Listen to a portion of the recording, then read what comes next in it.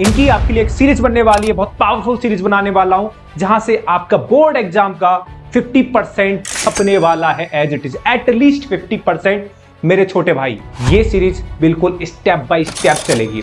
पहला चैप्टर लेंगे relation and function, दूसरा चैप्टर लेंगे inverse trigonometric function, third chapter लेंगे मैट्रिक्स एंड फोर्थ चैप्टर आपका डिटरमिनेंट। एक स्टेप बाय स्टेप आपको चीजें मिलने वाली हैं। ये कंटेंट बेटा अभी तक का अपने यूट्यूब चैनल पे यूनिक कंटेंट आपको मिल रहा है। Hello everyone, this is Mukul explain. उम्मीद करता हूं सब एकदम बढ़िया होंगे और आप हमेशा की तरह मन लगा के आप अपनी पढ़ाई कर रहे होंगे।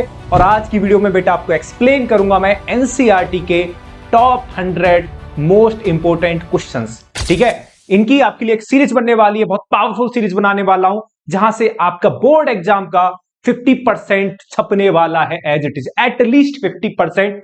मेरे छोटे भाई, तो ये जो आपको सीरीज मिल रही है बहुत ही पावरफुल सीरीज है, इसे मन लगा के आप करिए, इसमें पूरा फोकस्ड होकर आप ये जो एनसीईआरटी के 100 जो मोस्ट इंपोर्टेंट क्वेश्चन है आप अच्छे से इन्हें करके जाइए भाई साहब। ठीक है, तो स्टार्ट करते हैं। और एक और बात बता रहा हूं मेरे भाई, स्टार्ट करने से पहले ये सीरीज बिल्कुल स्टेप बाय स्टेप चलेगी। पहला चैप्टर लेंगे रिलेशन एंड फंक्शन, दूसरा चैप्टर लेंगे inverse trigonometric function, third chapter लेंगे मैट्रिक्स एंड फोर्थ चैप्टर आपका डिटरमिनेंट। एक स्टेप बाय स्टेप आपको चीजें मिलने वाली हैं जो कि आपकी आपको मैथमेटिक्स के लेवल को नेक्स्ट लेवल पे लेके जाएगी बोर्ड एग्जाम्स के, जो कि आपको 100 में से 100 लाने से बेटा कोई नहीं रोक सकता। और बेटा इसी के पैरेलली मेरी पीवाईक्यू सीरीज चल रही है, जो कि मैं हमेशा बोलता हूं बोर्ड एग्जाम के लिए सबसे इंपॉर्टेंट काम होता है पीवाईक्यू करना और एक तरीके से एनसीईआरटी के बेहतरीन क्वेश्चन का कंपाइलेशन आपके पास होना। तो बेटा हमारे सामने पहला क्वेश्चन दे रखा है, एनसीईआरटी का सबसे बढ़िया क्वेश्चन। पहला क्वेश्चन दे रखा है कि check whether the relation R defined by. मेरे को चेक करना है कि ये जो रिलेशन है, चेक करना है कि रिफ्लेक्सिव, सिमेट्रिक या ट्रांजिटिव है कि नहीं है भाई साहब। ठीक है साहब, पहला सवाल है, एक सेट दे रखा है मेरे को 1 2 3 4 5 6, ये रहा मेरा रिलेशन। ठीक है, चेक करना है भाई। तो रिलेशन लेके गया, मैंने रिलेशन लिखा r equal to A comma B, जहां पर b इक्वल टू दे रखा है बेटा a प्लस 1। ठीक है, अब देखो a और b किससे बिलोंग करेंगे, सेट a से बिलोंग करेंगे, ये बात आपको पता होनी चाहिए। a और b किससे बिलोंग करेंगे, सेट a से। जब आप a की वैल्यू 1 लोगे, जब a की वैल्यू 1 लोगे तो बेटा b बराबर कितना मिलेगा, 2 मिलेगा। b बराबर कितना मिलेगा, 2। आपने इसमें a बराबर 1 रखा तो बेटा b बराबर कितना मिलेगा, 2। सिमिलरली जब आप a बराबर 2 रखोगे तो b बराबर कितना मिलेगा, 3। इस तरीके से आपका एक रिलेशन बनके तैयार हो जाएगा। 1, 2, 2, 3, 3, 4, 4, 5, 5, 6 बनके तैयार हो गया भाई। अब इसके बाद देखना है कि भाई सर रिफ्लेक्सिव है कि नहीं है, सिमेट्रिक है कि नहीं है और ट्रांजिटिव है कि नहीं है। भाई देखो साहब, रिफ्लेक्सिव की कहानी बड़ी सिंपल होती है। अगर सेम सेम वाले एलिमेंट आपको हर एक एलिमेंट दिख जाता है तो आप क्या बोलते हो बेटा, ये रिफ्लेक्सिव है। जैसे आपको दिखेगा कि इसमें कितने एलिमेंट हैं, यहां पे क्या आपको ऐसे एलिमेंट दिख रहे हैं, A, टाइप के एलिमेंट दिख रहे हैं, नहीं दिख रहे भाई। ठीक है, जैसे इस तरीके से शायद आपको 1, 1, 2, 2, 3, 3 इस तरीके के एलिमेंट आपको इस रिलेशन आर में नहीं दिख रहे। तो बस आपको यही लिखना है, क्योंकि चैप्टर थोड़ा थ्योरेटिकल होने वाला आपका रिलेशन एंड फंक्शन, तो बिल्कुल घबराने की बात है नहीं, बड़े आराम से सीखेंगे और स्टेप बाय स्टेप सीखेंगे भाई। तो देखो यहां पर आपको लिखना A, A does not belongs to R, इस रिलेशन आर में for every A belongs to A। जो A है वो कहां से बिलोंग कर रहा है, इस सेट A से, hence this relation is not reflexive. Clear है भाई, बहुत बेहतरीन। ठीक है, दूसरी बात किसकी बात करेगा बेटा, सिमेट्रिक की। सिमेट्रिक की कहानी आप जानते हो, उल्टा पुल्टा। उल्टा पुल्टा सॉरी बेटा आपको कहानी याद होनी चाहिए कि अगर 1, 2 इसमें है, 1, 2 इस रिलेशन आर में है, बट 2, 1 इस रिलेशन आर में नहीं है, hence this relation is not symmetric. इतनी छोटी सी कहानी है रिफ्लेक्सिव की और सिमेट्रिक की। ठीक है ना, अब आते हैं बात ट्रांजिटिव पे। ट्रांजिटिव के लिए देखो आप क्या देखोगे, क्या 1, 2 इसमें है, यस सर 1, 2 है इसमें। क्या इसमें 2, 3 दिख रहा है, यस सर बिल्कुल दिख रहा है, 2, 3 भी है। बट हमारी डेफिनेशन क्या बोलती है, अगर A, B है एंड B, C है, तब उसमें क्या होना चाहिए ट्रांजिटिव के लिए A, C। मतलब क्या आपको इसमें 1, 3 दिख रहा है, नहीं दिख रहा सर। आपको ये सारी चीजें क्लियर होनी चाहिए, ट्रांजिटिव की चीजें बस तरीके से समझ में आ जाएगी आपके। ठीक है, 1, 2 है एंड 2, 3 है, बट 1, 3 इसमें नहीं है। 1, 3 does not belongs to R, hence this is not transitive. ठीक है, तो हेंस ये जो रिलेशन हुआ ना तो आपका सिमेट्रिक है, ना रिफ्लेक्सिव है, ना ट्रांजिटिव है। तैयार करके जाना ये सवाल, आपको पहली एक्सरसाइज का सबसे पावरफुल क्वेश्चन आपको मिल गया। ठीक है, आगे बढ़ते हैं नेक्स्ट क्वेश्चन की तरफ भाई। देखते हैं सवाल, ये क्वेश्चन भाई साहब बहुत इंपॉर्टेंट रहने वाला है। इसके एक सवाल ये मैं करा रहा हूं और एक सवाल इसका मैं आपको होमवर्क देके जाऊंगा, जो आपको करना है बेटा। एनसीईआरटी का क्वेश्चन देखो होमवर्क देख के आऊंगा, क्योंकि सेम सवाल है और दोनों क्वेश्चन बेटा बहुत इंपॉर्टेंट है, ठीक है। इंपॉर्टेंट लगा लेना, इसमें मोस्ट इंपॉर्टेंट लगा लेना। एक होता है ना भाई साहब, एक तो इंपॉर्टेंट क्वेश्चन ही करा रहा हूं मैं आपको, दूसरा सबसे इंपॉर्टेंट क्वेश्चन जो होता है भैया, जैसे बच्चा लास्ट टाइम पे करता है जो समझ में नहीं आता कुछ, भैया इंपॉर्टेंट लगवा दो, ठीक है लगा दिए, भैया इससे भी ज्यादा इंपॉर्टेंट लगा दो भैया, फिर आता तीसरा के भैया मोस्ट इंपॉर्टेंट लगा दो। तो उस कंडीशन में ये वाला सवाल आता है, ठीक है। तैयार करके जाइए। एक सवाल आपको दे रहा हूं क्योंकि ये सवाल बहुत ही फेवरेट है बोर्ड एग्जाम वालों का, ठीक है। सवाल देखिए, शो करना है एक रिलेशन आर है, ये का आपको रिलेशन आर दे रखा है, set R of real number, ठीक है। Set R of real number मतलब ये जो ए और बी होंगे वो किससे बिलोंग करेंगे, जो ए और बी होंगे बेटा किससे बिलोंग करेंगे, वो रियल नंबर से बिलोंग करेंगे। यहां तक आपकी बात समझ में आ जानी चाहिए भाई। तब आपसे पूछ रहा है कि ये जो रिलेशन है आप प्रूफ करो या शो करो, ये जो रिलेशन है, सबसे इंपॉर्टेंट बात ये होती है कि प्रूफ करो भैया ये ना तो रिफ्लेक्सिव है, ना सिमेट्रिक है, ना ट्रांजिटिव है, ये आपको प्रूफ करना है, ठीक है। सबसे की पॉइंट बेटा यही होता है किसी भी रिलेशन का, क्योंकि ये होता है पुल की तरह काम करता है। यही हमें बताना है कि ये जो रिलेशन है सिमेट्रिक है कि ना है, ट्रांजिटिव है कि नहीं है, रिफ्लेक्सिव है कि नहीं, इसकी जांच करते हैं। चलो स्टार्ट करते हैं, ठीक है। रिफ्लेक्सिव के लिए मैंने अच्छे से एक बार क्वेश्चन कॉपी करा, पहले हेडिंग डालनी है आपको भी पेपर में, ऐसे ही करना है स्टेप बाय स्टेप। पहले आपको रिफ्लेक्सिव लिखना है, रिफ्लेक्सिव आता है तो लिखना है दिस इज रिफ्लेक्सिव, फिर सिमेट्रिक करना है, उसके बाद ट्रांजिटिव देखना है, ठीक है। चलिए भाई देखते हैं। पहले आपने लिया कोई नंबर लिया, रिफ्लेक्सिव के लिए दोनों एलिमेंट क्या होने चाहिए, सेम होने चाहिए।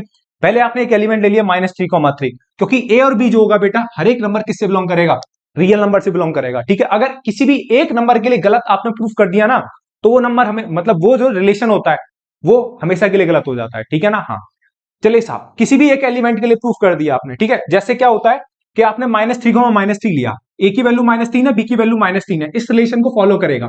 डालिए साहब, ए की जगह -3 डालोगे तो -3 आ जाएगा, और बी की जगह भी क्या डालोगे, -3 डालोगे। यहां -3 है, यहां -3 का स्क्वायर कितना हो जाएगा, 9। क्या ये वाली बात सही है, हाँ भैया ये वाली बात सही है।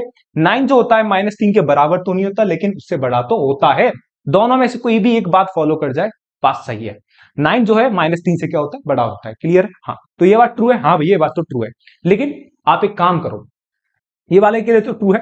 मैंने अब क्या करा, एक नंबर लिया 1/3, 1/3, 1/3, 1/3 इसमें होगा, हाँ मान के चलो, ठीक है। हाँ 1/3, 1/3 लिया, जो भी आर से बिलोंग करके चल रहा है मान के चल रहा है, ठीक है। हाँ अब आपने ए की वैल्यू 1/3 रखी और यहाँ पे बी की वैल्यू भी कितनी रखी, 1/3, तो ये 1/3 हो जाएगा। यहाँ पर कितना हो जाएगा, 1/3 का होल स्क्वायर। 1/3 का होल स्क्वायर क्या हो जाएगा, 1/9। अब एक बात बता मेरे छोटे भाई लड्डू, क्या ये बात सही है, बोलेगा भैया कहां से सही है, ये 1/9 है और ये है 1/3। जो 1/9 होगा बेटा, जो 1/9 होगा वो छोटा होगा किससे, 1/3 से। क्यों, क्योंकि बेटा जिसका डिनोमिनेटर बड़ा होता है वो नंबर छोटा होता है। आपने पढ़ी होगी बचपन में ये बात, जिसका डिनोमिनेटर बड़ा होता है वो नंबर क्या होता है बेटा, छोटा। तो ये 1/9 क्या होगा, 1/3 से छोटा होगा। हमारा रिलेशन इसके अकॉर्डिंग ये निकल के आ रहा है। क्या ये बात सही है, नहीं भाई ये बात सही नहीं है। 1/9 1/3 से छोटा नहीं, 1/9 जो होता है 1/3 से छोटा होता है। यहां क्या दिख रहा है, बड़ा, गलत हो गया ना, उसके बराबर होता है। तो इसका मतलब ये क्या होगा, विच इज नॉट ट्रू। अगर किसी भी एक एलिमेंट के लिए भी आपने गलत प्रूफ कर दिया ना, वो पूरा ही रिलेशन बर्बाद हो जाता है। जैसे क्या हुआ, कुछ नहीं, इसकी कहानी में भी सुनाना नहीं चाहता, कहानी कभी अभी थोड़ी देर बाद सुनाऊंगा इसकी कहानी में आपको। Hence 1/3, 1/3 does not belongs to R. सही है, क्या आपने ये प्रूफ कर दिया। Hence this is not reflexive, ठीक है भाई। तो ये आपका रिलेशन रिफ्लेक्सिव नहीं होगा। बड़ी एनर्जी के साथ मैं आपको पढ़ा रहा हूं क्योंकि ये सीरीज है ही भाई इतनी आपके लिए खास, ठीक है। अब चेक करते हैं सिमेट्रिक। आप अपनी तरफ से एलिमेंट ले लिया करो भाई साहब, मैं आपको प्रैक्टिकली समझा रहा हूं, ठीक है। लैंग्वेज बहुत कम लिखा रहा हूं मैं आपको, वरना बच्चा इसमें लैंग्वेज में ही रह जाता है, ठीक है। अब देखो सिमेट्रिक के लिए आपने दिमाग चला के खेलना है। फिर आपने सिमेट्रिक के लिए बात करी, आपने कोई एलिमेंट लिया 2,6 बिलोंग्स टू आर, ठीक है। क्या 2,6 इसमें है, हाँ है। अगर वो इस रिलेशन को क्या कर रहा है, इस रिलेशन को क्या कर रहा है, सेटिस्फाई कर रहा है। तो देखो आपने एक ही जगह क्या डाला, 2 डाला, और बी की जगह क्या डाला, 6। तो ये कितना हो जाएगा, 2 और 6 का स्क्वायर बेटा कितना हो जाएगा, 36 हो जाएगा। 36 हुआ। क्या ये बात सही है, हाँ साहब ये बात सही है आपकी, 100% सही बात है। 36 जो होता है वो 2 से बड़ा होता है, क्लियर है। सिमेट्रिक के लिए अगर 2,6 इसमें है तो इसका उल्टा भी इसमें होना चाहिए। यही तो होता है सिमेट्रिक के लिए। अगर 2,6 है भाई साहब इसमें, तो 6,2 भी होना चाहिए, तभी तो आप क्या बोलोगे, सिमेट्रिक है। 2,6 तो है इस रिलेशन आर में, क्यों, क्योंकि वो इसे क्या कर रहा है, सेटिस्फाई। बट 6,2 इसे सेटिस्फाई नहीं करेगा। किसको, इस रिलेशन को। डाल के देखो, ए बराबर 6 डालोगे और बी बराबर क्या डालोगे, 2। 2 का स्क्वायर कितना होता है, 4। क्या 4 6 से बड़ा होता है? भैया बिल्कुल ही गलत बात करो, कैसे हो जाएगा ये 4 से 6 से बड़ा? नहीं होता ना, तो गलत हो गया। 4 ना तो 6 से बड़ा होता है ना इसके इक्वल होता है, hence this is not true. मतलब इसका मतलब ये जो रिलेशन है आपका सिमेट्रिक भी नहीं है। ये बात तैयार रखना, सवाल ऐसे समझा रहा हूं, बिल्कुल पॉइंट टू पॉइंट जाना है आपको, और एग्जाम में भी जो दूसरा क्वेश्चन आप करने वाले हो सेम तरीके से करना है, ठीक है भैया। तो ये आपका रिलेशन ना तो रिफ्लेक्सिव है ना सिमेट्रिक है। ट्रांजिटिव का बारी देखते हैं, ठीक है। आगे देखते हैं भाई ट्रांजिटिव के बारे में। देखो ट्रांजिटिव, इसके लिए एक अलग खेल होने वाला है। रिफ्लेक्सिव आसान था आपका, सिमेट्रिक आसान था, अपनी तरफ से कोई भी एक नंबर लेके सोच सकते हो। ट्रांजिटिव के लिए मैं आपको देखो सोचने की कोशिश करवाता हूं। जैसे यहां पर a इज लेस देन और इक्वल टू बी स्क्वायर है, तो देखो ट्रांजिटिव में क्या होता है, आपको 3 पेयर छांटने होते हैं, कुछ इस तरीके से a कोमा बी, कुछ इस तरीके से आपको छांटने होते हैं a comma B and b comma C. तब आपको इंप्लाई कराना पड़ता है कि a कोमा सी भी उस रिलेशन आर में होगा। अगर a कोमा बी उस रिलेशन आर में है एंड b कोमा सी उस रिलेशन आर में है, तो a कोमा सी का होना जरूरी होता है। अगर a कोमा सी उसमें नहीं हुआ तो आपका जो रिलेशन है वो ट्रांजिटिव नहीं होता, ठीक है। तो हमने क्या करा, हमने पहले अपनी तरफ से एक पेयर लिया, एक नंबर लिया, एक ऑर्डर पेयर लिया 3,2। 3,2 यहां डालेंगे तो a की जगह 3 रखूंगा बेटा, और b की जगह क्या रखने वाला हूं, 2 रखने वाले हैं। a की जगह 3 रखेंगे और b की जगह 2 रखेंगे, तो ये बात निकल के आएगी 3 इज लेस देन और इक्वल टू 4। क्या ये बात सही है? हाँ ये बात सही है मेरे छोटे भाई। 4 जो होता है 3 से क्या होता है, 4 जो होता है 3 से क्या होता है, बड़ा। मतलब 3,2 जो होगा इस रिलेशन आर में होगा। मैं आपको ये भी बताऊंगा कि हमें ये पेयर कैसे सोचने हैं, पहले इस सवाल को समझो, ठीक है। फिर मैंने अपनी तरफ से एक नंबर लिया 2,1.5 बिलोंग्स टू आर। क्या इस ये जो नंबर है 2,1.5 क्या इस रिलेशन आर में होगा? हाँ, हर वो रिलेशन इस आर, हर वो ऑर्डर्ड पेयर इस रिलेशन आर में होगा जो इसे क्या करेगा, सेटिस्फाई। तो मैंने ए की जगह 2 लिया, बी की जगह क्या लिया 1.5। तो ए की जगह 2 डालूंगा तो बी की जगह क्या डालूंगा 1.5। 1.5 का स्क्वायर कितना होता है 2.25। क्या ये बात सही है? हाँ सर ये वाली बात सही है। जो 2.25 होता है वो 2 से क्या होता है, बड़ा।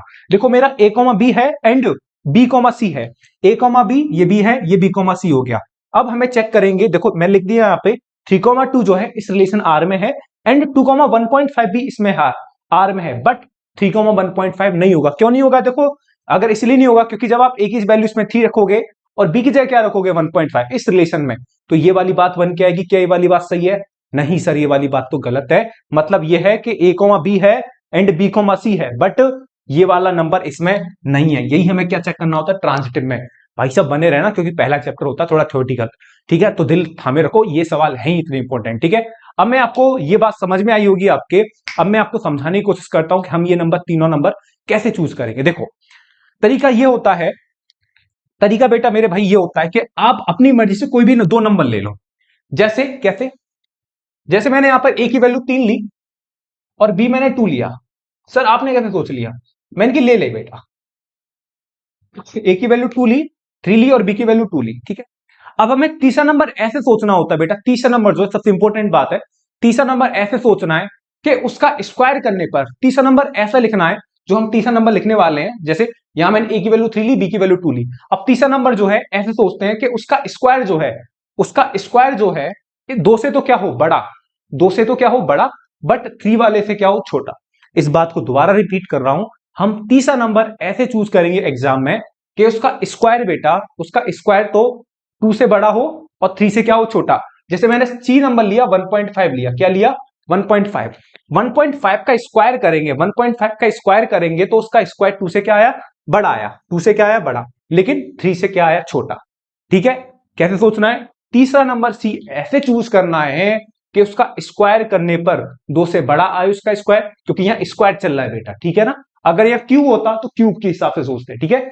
उसका स्क्वायर करने पर 2 से बड़ा हो सेकंड वाले नंबर से, और उसका स्क्वायर तीसरे नंबर से क्या हो, छोटा। ये बात दोबारा सोचिए और लिखिए अपने से। कोई एक और पेयर बना के देखिए, जैसे मैं आपको पेयर बना के देता हूं। जैसे ये लिख सकते हो आप 4 3 1.8। देखो 4 3 1.8 लिख सकते हो, 3 लिया 4 लिया, ठीक है। हाँ, अब तीसरा नंबर ऐसे सोच सकते हो कि उसका स्क्वायर 3 से तो हो बड़ा, 3 से तो हो बड़ा, बट 4 से क्या हो, छोटा। वो क्या हो सकता है आपका 1.8 हो सकता है। क्या हो सकता है बेटा 1.8 हो सकता है, क्योंकि 1.8 का स्क्वायर कितना होगा 3.24। कितना होगा 3.24। 3.4 जो है 3 से बड़ा है, बट 4 से क्या है, छोटा। तो ये भी आप नंबर ले सकते हो, ठीक है। हाँ, तो ये रहा तीनों नंबर के सोचने की कहानी। ये सवाल इंपॉर्टेंट है। क्यूब, अगला सवाल जो देखे जाऊंगा वो क्यूब के आधार पर देखे जाऊंगा। यहां हो जाएगा ए इज लेस देन और इक्वल टू बी का क्यूब, ऐसे जैसे जो सवाल मैंने कराया है वैसे ही जाना है। तीसरा नंबर ऐसे चूज करेंगे कि उसका क्यूब जो है दूसरे से बड़ा हो और तीसरे से छोटा हो। तो तीसरा वाला सवाल आपके लिए होने वाला है, आपको दिमाग लगाना उस सवाल में मेरे भाई। मैंने एक जैसा सवाल करा दिया आपको, तीसरे सवाल में पूरी दम लगा के आपको दिख रहा है, ठीक है ना। चलिए आगे बढ़ते हैं बेटा, आगे बढ़ते हैं। लास्ट क्वेश्चन जैसा सवाल है, मैं ही करा रहा हूं इस सवाल को, आप चिंता मत करो। देखो सवाल उसी पैटर्न पे आधारित है, लास्ट वाले सवाल पे। पिछले वाले सवाल में एज लेस देन और इक्वल टू बी स्क्वायर था, यहां पर बेटा एज लेस देन और इक्वल टू बी क्यूब दे रखा है आपको, ठीक है। तब आपको प्रूफ चेक करना है कि साहब चेक करो ये रिलेशन रिफ्लेक्सिव है कि नहीं है, ट्रांजिटिव है कि नहीं है, और सिमेट्रिक है कि नहीं है।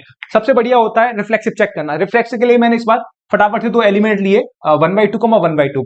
ए की वैल्यू 1 है, बी की वैल्यू 1/2 है, क्योंकि दोनों एलिमेंट क्या लेने होते हैं, दोनों कोऑर्डिनेट्स क्या लेने होते हैं, रिफ्लेक्सिव के लिए सेम लेने होते हैं, है ना। ए की वैल्यू 1/2 रखी और बी की वैल्यू क्या रखी, 1/2। तो यहां पर देखेगा 1/2, क्योंकि इस रिलेशन को वो क्या करेगा, फॉलो करेगा। तो ए की वैल्यू 1/2 और यहां बी बराबर रखोगे 1/2 का होल क्यूब। 1/2 तो 1/2 रहेगा, 1/2 का होल क्यूब क्या हो जाएगा, 1/8। अब मैं आपसे पूछता हूं कि अब बेटा 1/8 जो होता है क्या 1/2 से बड़ा होता है? आप बोलोगे नहीं सर, 1/8 तो छोटा होता है 1/2 से। इसका मतलब ये रिलेशन इस वाले कोऑर्डिनेट को नहीं रखेगा। जब ये नहीं रखेगा तो ये रिलेशन रिफ्लेक्सिव नहीं होगा। क्लियर है? क्योंकि आपको सवाल में बोल रहा है कि ये दोनों एलिमेंट जो है किससे बिलोंग करेंगे, रियल नंबर से। मतलब हर एक रियल नंबर इसको क्या करना चाहिए, सेटिस्फाई करना चाहिए, ठीक है। तो भाई साहब ये 1/2 को 1/2 इस रिलेशन में एग्जिस्ट नहीं करेगा, क्योंकि हर एक रियल नंबर की बात कर रहा है, ठीक है। तो 1/2 को 1/2 does not belongs to R, hence this is not reflexive. आपको ये बात समझनी पड़ेगी बेटा, क्योंकि दोनों जो नंबर हैं वो रियल नंबर से आने चाहिए। हर एक रियल नंबर इसको सेटिस्फाई करना चाहिए। अगर कोई भी एक रियल नंबर नहीं सेटिस्फाई कर रहा, लाइक 1/2 को 1/2, तो इसका मतलब ये रिलेशन जो है इस पर्टिकुलर एलिमेंट के लिए रिफ्लेक्सिव नहीं है। जब इसके लिए रिफ्लेक्सिव नहीं है तो ये आपका रिफ्लेक्सिव नहीं होगा भैया। और क्या बात करनी है इसमें, ज्यादा थोड़ी घुमाना है यार। अब बात कर रहे हैं hence this is not reflexive. दूसरी सिमेट्रिक के लिए देखते हैं। मैंने एक लिया 1,2, क्या लिया बेटा, 1,2 belongs to R. 1,2 belongs to R होगा, क्या इसको सेटिस्फाई कर रहा? हाँ भैया कर रहा है। ए की जगह 1 रखोगे और बी की जगह क्या रखोगे, 2। 2 का क्यूब कितना होता है, 8। 2 का क्यूब 8 हो जाएगा, that implies 1 is less than और इक्वल टू 8। हाँ 1 जो होता है 8 से छोटा होता है, क्लियर है। अगर 1,2 है इसमें तो रिफ्लेक्सिव के लिए 2,1 को भी होना चाहिए। क्या 2,1 होगा इसमें? नहीं होगा। ए की जगह 2 रखोगे और बी की जगह क्या रखोगे, 1। तो ये क्या आ जाएगा 2 इज लेस देन और इक्वल टू 1। क्या ये बात सही है? आप बोलोगे नहीं सर, 1 तो 2 से क्या होता है, 1 यहां पर क्या दिखा रहा है, 1 2 से बड़ा है, क्या ऐसा पॉसिबल है? आप बोलोगे नहीं भैया क्या बात कर रहे हो आप। इसका मतलब ये वाली बात गलत है और ये वाली सही है। और रिफ्लेक्स सिमेट्रिक के लिए क्या होता है, अगर ए कॉमा बी है एंड ए कॉमा बी उस रिलेशन में आ गया, तो इसका मतलब बी कॉमा ए को भी उसमें होना पड़ेगा, तभी वो क्या बनेगा, सिमेट्रिक बनेगा। तो बताओ ये क्या आपका 1,2 इसमें है बट 2,1 इसमें नहीं है, hence this is not symmetric. ये कहानी आपकी बेटा सिमेट्रिक की होती है। सिंपल कहानी चल रही है, सिंपल तरीके से आपको एग्जांपल के थ्रू समझाना है, कोई लैंग्वेज यूज नहीं करनी। पूरे नंबर मिलेंगे, 5 नंबर का सवाल आएगा भाई ये। अब कहानी देखते हैं ट्रांजिटिव की। देखो ट्रांजिटिव में पिछले सवाल में मैंने आपको सिखाया था कि तीसरा नंबर ऐसे चूज करना है कि उसका स्क्वायर दूसरे से बड़ा हो बट तीसरे पहले वाले से क्या हो, छोटा, ठीक है। तो मैंने देखा 3 को एक 2 नंबर लिए, एक नंबर लिया मैंने 3 और दूसरा ले लिया 3/2, ठीक है। 3,3/2 बिलोंग्स टू आर, हाँ साहब 3 और 3/2 जो सेटिस्फाई करेगा। क्लियर, आप चेक करके देखना घर पे आराम से।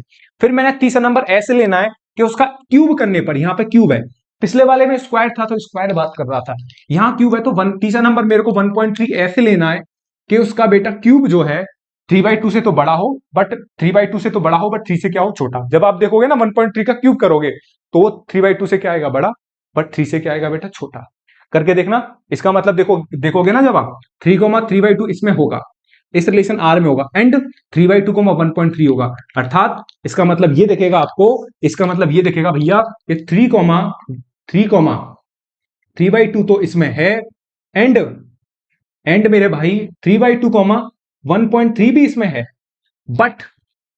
बट मेरे भाई 3,1.3 does not belongs to R, hence आपको वही लिखना, hence this is not transitive. सबसे इंपॉर्टेंट सवाल है बेटा आपके ये, दूसरा नंबर और तीसरा नंबर अच्छे से दिमाग लगा के समझने पड़ेंगे, क्योंकि ये सवाल चैप्टर जो है टफ नहीं है, बस आपको थोड़ी चीजें लिखनी है और अच्छे से ढंग से लिखनी है। इसके नंबर आपको मिलते हैं पहले चैप्टर में, क्योंकि बाकी के जो chapter determinant matrix limit continuity differentiation, वहां पर कैलकुलेशन करनी है, यहाँ पर थोड़ी लैंग्वेज का भी इस्तेमाल करना है, ठीक है बेटा। आगे बढ़ते हैं नेक्स्ट क्वेश्चन की तरफ। नेक्स्ट क्वेश्चन की तरफ चलते हैं। अगला क्वेश्चन आपको दे रखा है, so that the relation R in the defined so that the relation R, जो भी रिलेशन है मेरा किसमें डिफाइंड है, रियल नंबर में डिफाइंड है ना। रिलेशन आर देखा A comma B is such that A is less than और इक्वल टू बी। ठीक है, सबसे इंपॉर्टेंट बात बेटा ये होती है आपकी यहां पे ये वाली। ठीक है, क्या आपका जो की पॉइंट क्या है, रिलेशन क्या है, रिलेशन है जो बी है इज ऑलवेज और इक्वल टू ए, जो या फिर ऐसे बोल सकते हो ए इज लेस देन और इक्वल टू बी। ठीक है, तो साहब पहले चेक करते हैं रिफ्लेक्सिव। रिफ्लेक्सिव की कहानी बड़ी सिंपल होती है, दोनों एलिमेंट क्या होते हैं, सेम होते हैं। ठीक है, आप कोई भी दो एलिमेंट लोगे, कोई भी आप जो भी एलिमेंट लेना चाहते हो वो उसके तो क्या होगा, इक्वल होगा। ठीक है ना, हाँ। तो A comma A belongs to R, आपने लिया A comma A belongs to R, इस रिलेशन आर में होगा for every A belongs to real number. आप कोई भी रियल नंबर ले लो वो उसके बराबर तो होगा। जैसे आपने दो लिया तो दो दो के बराबर तो नहीं है बट उसके इक्वल तो है। आप कोई भी रियल नंबर ले लो, ये वहां पे इक्वल वाला नंबर उसे क्या करा जाएगा, सेटिस्फाई करा जाएगा। ठीक है, तो हमने यहाँ पे ऐसी बात लिख दी कि ए कोई भी रियल नंबर है, ए इज लेस देन और equal to A, same same हो जाएगा। ठीक है, हाँ। तो विच इज ऑलवेज ट्रू, तो ये वाली बात हमेशा क्या होगी, ट्रू होगी रिफ्लेक्सिव के लिए। आप कोई भी रियल नंबर ले लो वो हमेशा इस रिलेशन को सेटिस्फाई करेगा, आप चेक करके देख लो। ठीक है, हाँ। अब बात करते हैं सिमेट्रिक के लिए। सिमेट्रिक के लिए मैंने एक एग्जांपल ले लिया कि 3,5, तो जो 3,5 जो होगा वो इस रिलेशन आर में होगा। क्यों, क्योंकि वो इस चीज को क्या करेगा, सेटिस्फाई करेगा। सेटिस्फाई करेगा तो ए की वैल्यू 3 है और बी की वैल्यू क्या है, 5 है। ठीक है, तो ए की वैल्यू 3, बी की वैल्यू 5। क्या ये वाली बात सही है, हाँ साहब ये वाली बात सही है, बट इसका उल्टा इसमें मौजूद नहीं होगा। क्यों, क्योंकि वो इसको सेटिस्फाई करेगा नहीं, और जब सेटिस्फाई नहीं करेगा मतलब आप ए की वैल्यू 3 ले रहे हो, बी की ए की वैल्यू क्या ले रहे हो, तो यहाँ 5 आएगा, यहाँ 3 आएगा। क्या ये वाली बात सही है, आप बोलोगे नहीं है, तो क्या लिखोगे, आप लिखोगे 3,5 तो है बट 5,3 इसमें नहीं है, hence this is not symmetric. क्योंकि सिमेट्रिक की कहानी बेटा क्या होती है, उल्टा पुल्टा एक समान। ठीक है, उसका एक अगर 3,5 है तो 5,3 को भी उसमें होना पड़ेगा। इसमें 3,5 तो था बट 5,3 इस रिलेशन को सेटिस्फाई नहीं कर रहा, अतः ये रिलेशन आपका सिमेट्रिक नहीं होगा। ठीक है, अब बात करते हैं ट्रांजिटिव पे। ट्रांजिटिव की बात करते हैं तो मैंने एक दो नंबर लिए ए कोमा बी, है ना। तो A comma B belongs to real, A comma B belongs to R, मतलब इस रिलेशन आर में होगा तो इसको क्या करेगा, सेटिस्फाई करेगा। अगर ए कोमा बी इस रिलेशन आर में होगा तो इसे क्या करेगा, सेटिस्फाई। तो बात ये बनी। ठीक है, एंड फिर मैंने क्या लिया, बी कोमा सी भी इस रिलेशन आर में है तो वो इस रिलेशन को क्या करेगा बेटा, सेटिस्फाई। अब एक बात बताओ, मैं आपसे एक बात पूछ रहा हूं, जो इक्वेशन 1 है, बी जो है ए से बड़ा है, बी जो है ए से बड़ा, सुनना ये बात गौर से भाई, जो बी जो है ए से बड़ा है एंड जो सी है वो किससे बड़ा है, बी से। दोबारा बोल रहा हूं कि जो बी है ए से बड़ा है और जो सी है वो किससे बड़ा है, बी से। तो बेटा इसका मतलब क्या होगा, यही तो इंप्लाई करेगा जो ए होगा वो सी से हमेशा क्या होगा, छोटा। अब एक बात बता, बी जो है वो ए से बड़ा है, ठीक है, बी जो है ए से बड़ा है और बी सी से छोटा है, तो इसका मतलब जो सी होगा वो सबसे बड़ा होगा ना, सी जो होगा वो ए से भी बड़ा होगा, क्योंकि यहाँ पे सी क्या है, बी से बड़ा, बी ए से बड़ा है, तो इसका मतलब सी क्या होगा, ए से भी बड़ा होगा ना। हेंस क्या होगा, हेंस ए कॉमा सी भी क्या होगा, इस रिलेशन आर में होगा। अरे छोटी सी बात है यार, मैं बोलूं तेरे से कि मान ले कि भाई तुम तीन भाई हो, तीन भाई हो, अगर मान ले भाई ए जो है, बी जो है ए से बड़ा है, ठीक है, और जो सी जो है बी से बड़ा है, तो इसका मतलब क्या सी ए से नहीं बड़ा होगा, हाँ होगा ना भाई, छोटी सी बात है यार, समझ में आ रही है। अगर ए बी से बड़ा है, बी ए से बड़ा और सी बी से बड़ा, तो ऑटोमेटिक सी किससे बड़ा हो जाएगा, ए से बड़ा हो जाएगा, तो यही तो बात है। तो hence A comma C belongs to R, तो बस यहां लिखना है ए कॉमा बी भी इसमें है एंड बी कॉमा सी भी है, तब तब भाई दैट इंप्लाइज ए कॉमा सी भी इसमें है, हेंस क्या लिखना है, हेंस दिस इज, इतना ही लिखना है भाई, हेंस दिस इज ट्रांजिटिव। बस इतना ही लिखना है, ये सवाल रहा, इंपॉर्टेंट है ये सवाल, भी तैयार करके जाइए।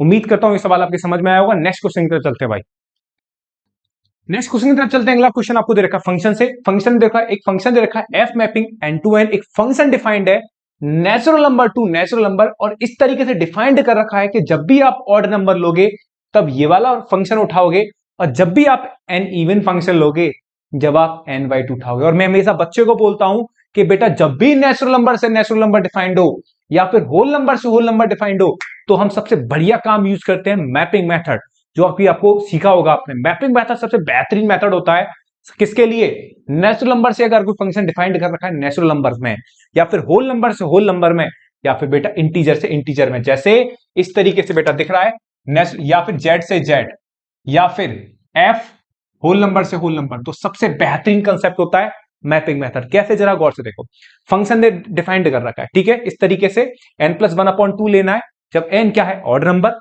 और n/2 लेना है जब n इवन नंबर है, ठीक है। तो मैंने दो केस बनाए यहां पर, पहला केस बनाया जब n ऑड नंबर है और दूसरा केस बनाया जब n क्या है बेटा, इवन नंबर। तो एन ऑड नंबर होगा तो ये वाली बात ली, और जब एन इवन है तो n/2 लिया। एन ऑड नंबर क्या क्या होंगे, 1 होगा। जब आपने एन की वैल्यू 1 लोगे तो ये लेगा। अब एन की वैल्यू 1 लोगे तो यहां रखोगे तो f ऑफ 1 कितना आएगा, 1 + 1/2 दैट इज 1, ठीक है। और n = 3 लोगे बेटा, n = 3 यहां डालोगे तो 3 + 1/2 तो कितना आ जाएगा, 3 + 1/2 कितना होगा, 4/2। 4/2 कितना होता है, 2 होता है। फिर n = 5 लोगे, यहां पर f5 डालोगे तो 5 + 1/2 कितना हो जाएगा, 6/2, और 6/2 कितना आएगा, 3।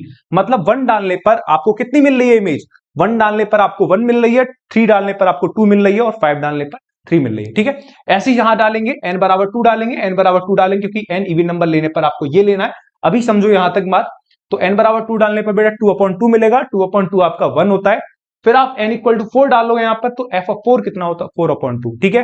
अब एक बात बताओ, फिर आपने मैपिंग मेथड करा, एक फंक्शन डिफाइन कर रखा है नेचुरल नंबर से नेचुरल नंबर में, तो यहां पे भी नेचुरल नंबर आएंगे सेट में, इस सेट में भी आपके नेचुरल नंबर आएंगे। देखो 1 डालने पर 1 की इमेज क्या थी, 1 की इमेज 1 थी, तो 1 से जुड़ा। 2 की इमेज क्या थी सर, 2 की इमेज भी 1 थी, क्लियर है। जब आपने 3 डाला तो 3 की इमेज क्या आई, 2, आउटपुट क्या आया, 2। जब 4 डाला तो भी कितना आया बेटा, 2 आया। जब 5 डाला तो 3 आया, और जब 6 डालोगे तो भी क्या आएगा, 3। तो इस तरीके से कहानी बनेगी, ठीक है। 1 डालोगे तो भी 1 आएगा, मतलब 1 डालने पर आपकी इमेज या रेंज कितनी आ रही है, 1 आ रही है। 2 डालने पर भी आपको क्या मिल रही है, रेंज 1 मिल रही है।